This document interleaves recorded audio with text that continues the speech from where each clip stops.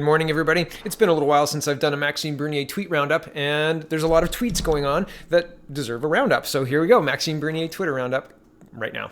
Maxime Bernier tweeting, quote, "Our tax system is a costly mess with hundreds of inefficient tax credits, special cases, and exceptions. Did you know there's even a tax credit for donations to the United Nations and its agencies?"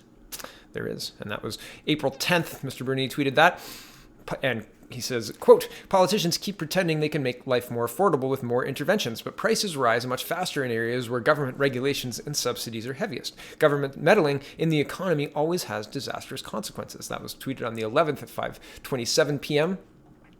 And again, he says, quote, "$55 billion over 10 years for housing. A new, quote, National Housing Council to advise government. A new, quote, housing advocate tied to the Canadian Human Rights Commission to report annually on systemic issues. Trudeau's socialist liberals want to nationalize the housing sector." Yeah, and a link to a HuffPo article, and this was tweeted on April 11th at 5:04 p.m.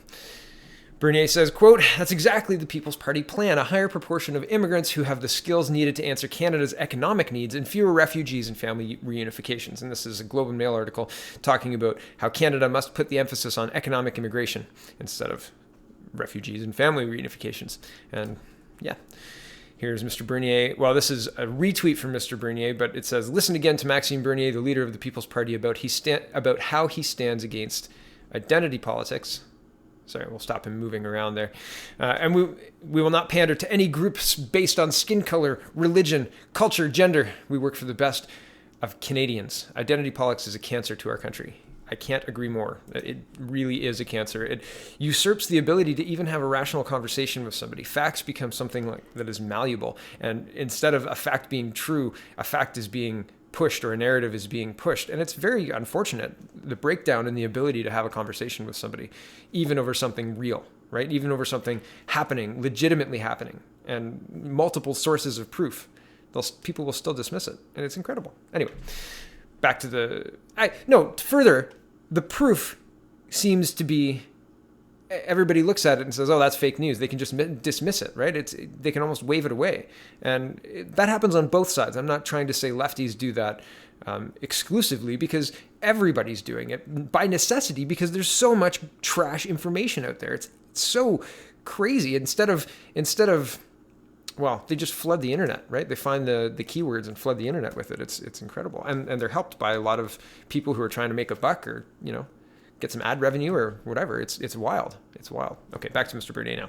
"More evidence that Ottawa's meddling in the telecom sector drives prices up. Rigged spectrum auction favors some players with equivalent subsidies while forcing other players to pay more. What we need is a real competition, not government price rigging and CRTC regulation."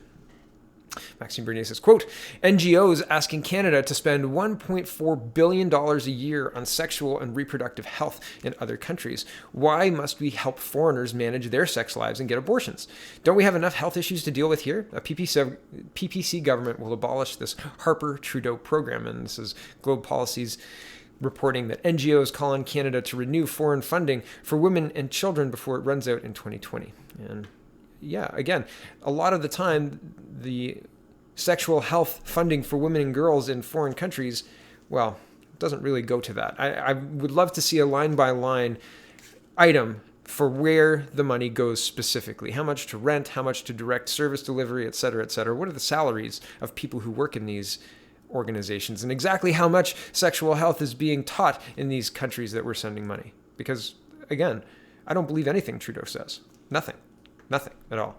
Maxime Bernier says, quote, "Not a day goes by without Ottawa giving more of our money to corporate parasites. Yesterday, it was $2 million to the maple syrup cartel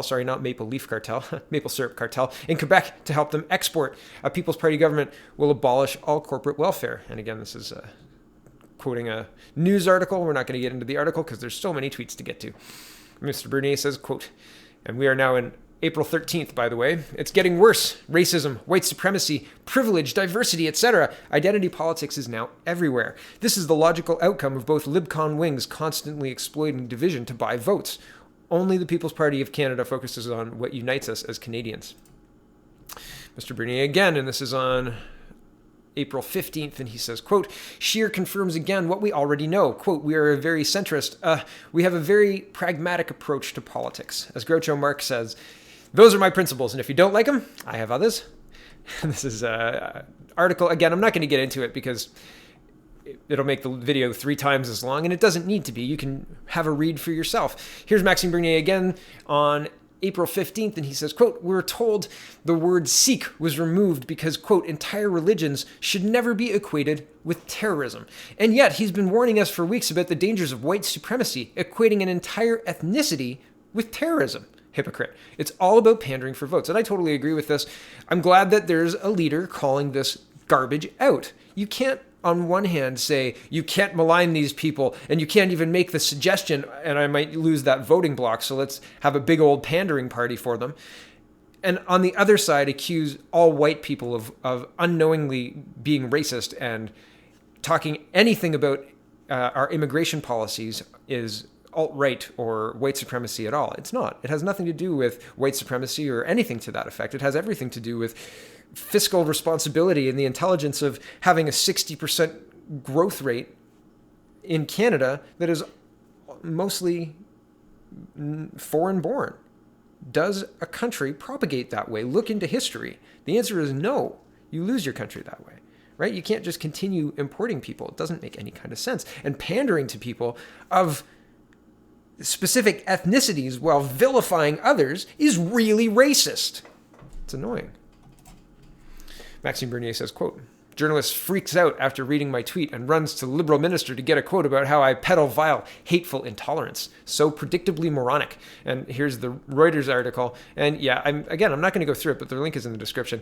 It's trying to play gotcha politics. And the gotcha doesn't even need to be him really saying the thing that they're accusing him of saying, because it doesn't matter. Here's the article saying, Maxime Bernier, the founder of a right-wing party running in Canada's October federal election. Yeah, right? So they don't even name the party until the second paragraph after the you have to scroll down, right? The People's Party of Canada gets a name check, but just barely. It's incredible, right? Like they can just malign.